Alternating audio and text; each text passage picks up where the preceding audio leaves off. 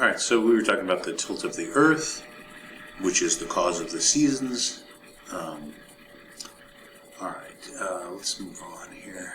Of course, as I had already mentioned, the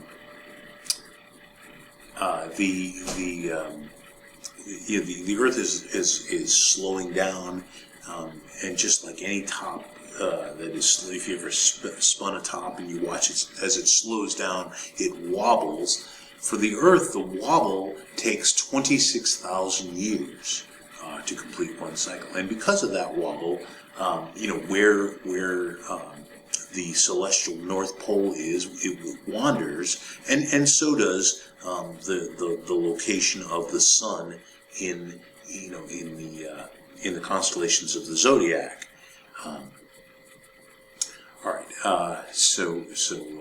That is one of the results of this precession, as it's known. And so, the North Star is currently Polaris, but I guess it was about 3,000 years ago. It was closer to this star Thuban. I thought that was the one that's going to be. So I guess in 14,000 years, the North Star will be close to the very bright, which is a very, very bright star called Vega. The North Star is actually not particularly bright. It's not a super bright star. I mean, you can see it with the unaided eye, also known as the naked eye, but it's not particularly bright. One of the very, very bright stars in the night sky in general is this star called Vega. It's in the constellation Lyra. Anyhow, 14,000 years ago, 14,000 years from now, that will be the North Star, or really close to being the North Star. The celestial North Pole does not exactly point at Polaris. It points really close to it, but not exactly. It's about a degree or so off. Let's see. So the time for the Earth to go around the Sun relative to the fixed stars is called a sidereal year. So the tropical year follows the seasons. The sidereal year follows the constellations. So let's see. It says, as it says, in 13,000 years, July and August they're still going to be in the summer, but Orion, which is normally considered a winter constellation, will be in the summer. You'll be able to see it in the summertime. All right. Let's see. Let's talk about this angular measurement. I'll do another video that to do some conversions, and then we'll do some examples with parallax as well, because that's going to be in your homework chapter 1, as you'll see. So a full circle, of course, is broken into 360 degrees. If you take one of those degrees, okay, so 1 degree. Now, at 1 degree, like in the night sky, or in the sky in general, is actually, a pretty large chunk of sky. For example, the full moon is about half a degree in size. So, and the human, of course, the human eye can see that. We can resolve that. But if you go down to the limit of what the human eye, the unaided human eye, can see, if you take 1 degree and you divide it into 60 equal chunks, right? So you have 1 degree and you divide it into 60 equal parts. So one of those 1/60th of a degree is called an arc minute. Right? So they're showing you that in this picture right here. So this would be one. So 60 of them would take up 1 degree. So 1/60th of a degree is called 1 arc minute, and that actually turns out to be about the limit of the human eye to see the unaided human eye, or sometimes it's called the naked eye observation. But with a telescope, even a small telescope or binoculars, you can see to to much less than 1 degree. Resolution is what I'm talking about. The resolution to much less than 1 degree. And so what we do is we take one of those degrees. Okay, so let me get my. Let's see, I can't quite see it. So you take one arc minute and you break it up into 60 equal chunks, right? Where one of those chunks, let me point at it. So this red part here represents 1 arc minute. So you break up 1 arc minute into 60 equal chunks, and one of those chunks is called an arc second. So 60 arc seconds is 1 arc minute, and then 60 arc minutes is 1 degree. All right, so that's the conversion. And like I said, I'll do some examples with this. But like I said, you need to see down to, like, I don't know, let's say 30 arc minutes or something like that, requires telescopes or even binoculars. So with the unaided human eye, you can see down to about 1 arc minute, which of course would be 60 arc seconds. All right, we'll talk about the motion of the moon. So the moon undergoes its phases. It's called a synodic month, or a synodic month. And here, so the phases for the moon are just the changing angles between the Earth, the moon, and the sun, right? So that's of course, the Earth goes around the sun, the moon goes around the Earth, which of course both of them go around the sun. So there's this changing angles. When the moon and the sun are in the same portion of the sky, now they're not necessarily right on top of each other. They're not exactly aligned. Of course, when they're exactly aligned, that's when the moon's shadow hits the Earth. That's of course called a solar eclipse. But that doesn't happen every single month. So when the moon is in the same direction as the sun, that's called a new moon. So keep in mind, the moon, half of the moon is always illuminated. We just can't see that illuminated part all the time. So when the moon and the sun are in the same location in the sky, that's called a new moon. All right, so let's say that's the beginning of the phases, the synodic month. A day or so later, this happened in the western sky.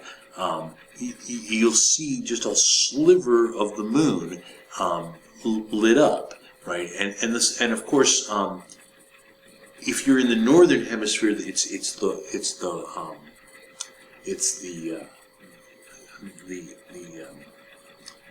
right-hand side of the moon that's illuminated, just a slight sliver of it. And of course, if you're in the southern hemisphere, it would be the left-hand side of the moon. Just a slight sliver of the moon lit up, because of course,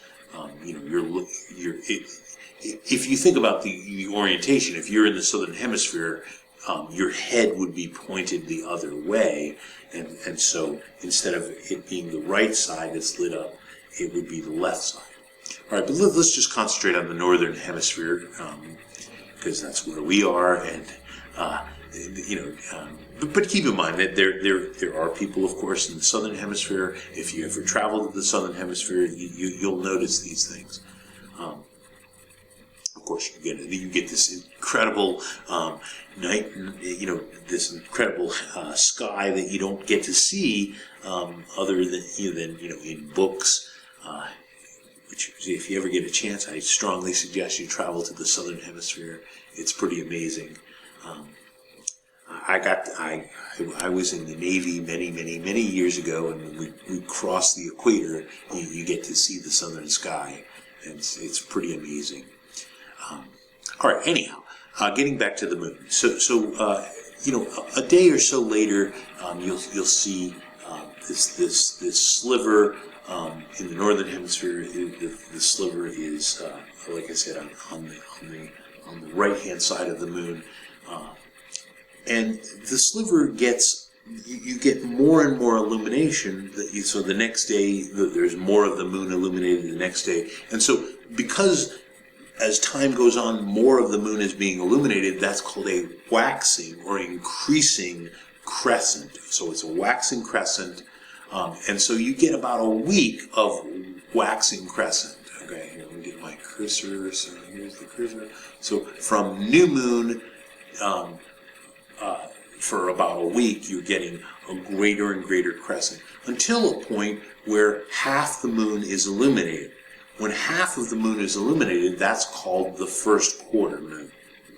Okay, and notice the angle between the moon, the earth, and the sun for first quarter is 90 degrees. All right. You can kind of think of the angle between the moon and the sun as 0 degrees for new moon, and then 90 degrees for a first quarter. And then, of course, a day after first quarter, for about a week, you're going to have more than half of the moon illuminated, and it's on the increase, right? And so that's called a waxing gibbous. So waxing gibbous moon for about a week between first quarter and the full moon, right? So it takes roughly a week to go from first quarter to the full moon. And so during that time, that's called waxing gibbous, because the gibbous, gibbous just means more than half of the moon is illuminated, but that's on the increase, right? So that's why we call it waxing. All right. So then the full moon occurs. Notice the angle between the sun and the moon would be considered 180 degrees. They're opposite, right? The sun sets and the moon rises. On that night, that is exactly a full moon. And so they're 100. The moon and the sun are 180 degrees apart. The next day after the full moon, the moon, of course, doesn't come up right at sunset. It takes about 50 minutes later. So the moon, by the way, day to day, the moon moves by about 50 degrees. I'm sorry, not 50 degrees, but by about 50 minutes. Anyhow, so the day after the full moon, you're going to see more than half the moon illuminated still, but there's going to be it's decreasing, right? The amount of the illuminated moon. And by the way, the moon is lit up because of sunlight, right? The moon doesn't emit its own light. That should be said. I should have pointed that out at the beginning. But the fact is, after the full moon, the amount of moon that is illuminated is it's more than half, but it's on the decrease. And because it's on the decrease, that's called waning. So during the time between full moon and the third quarter moon, or also known as last quarter, that's called a waning gibbous. So that's that phase of the moon. And so that for waning gibbous, you really have to wait, sometimes several hours after sunset before you even see the moon. All right, so that of course, just like all these, all the gibbous and the crescent phase, the waning gibbous lasts for about a week, and then there comes a day when exactly half the moon is illuminated, and that's called third quarter, and it's, like I said, it's also known as last quarter. Some people refer to it that way. After last quarter, then you're going to get less than half the moon illuminated, and if you're in the northern hemisphere, of course, that's going to be the left side of the moon is illuminated, In the southern hemisphere, it would be the opposite. It would be the right-hand side. But anyhow, so after third quarter, that's called a waning crescent, right? It's less than half the moon that's illuminated, but it's getting the amount of